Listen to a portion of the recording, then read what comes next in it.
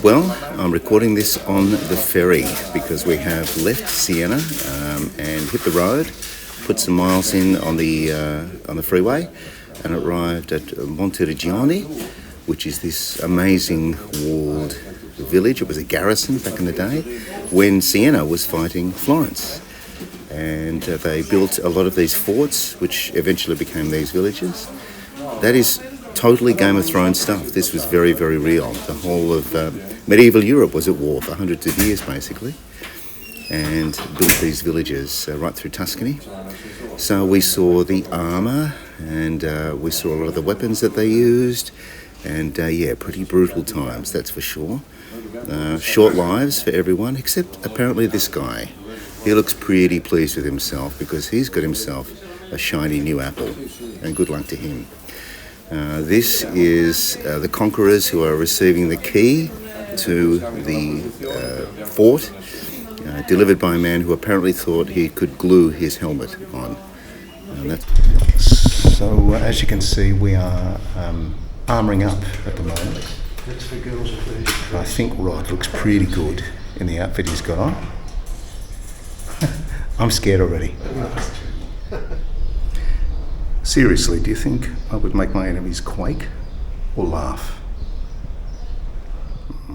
Back on the road again. The roads were absolutely magnificent.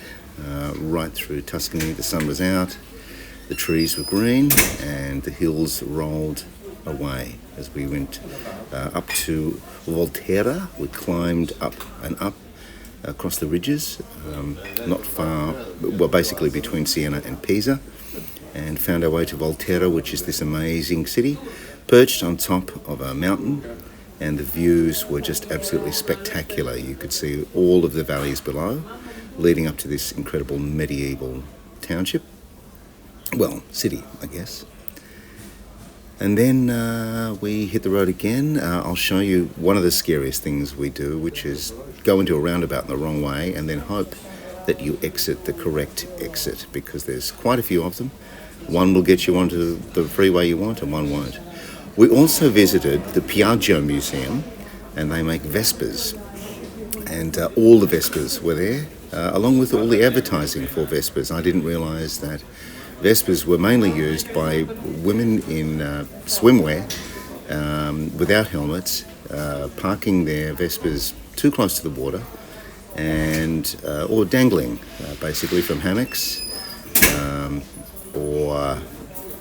again, too close to the water. They rust very easily, and that's mainly the target market for Vespers, clearly in those days.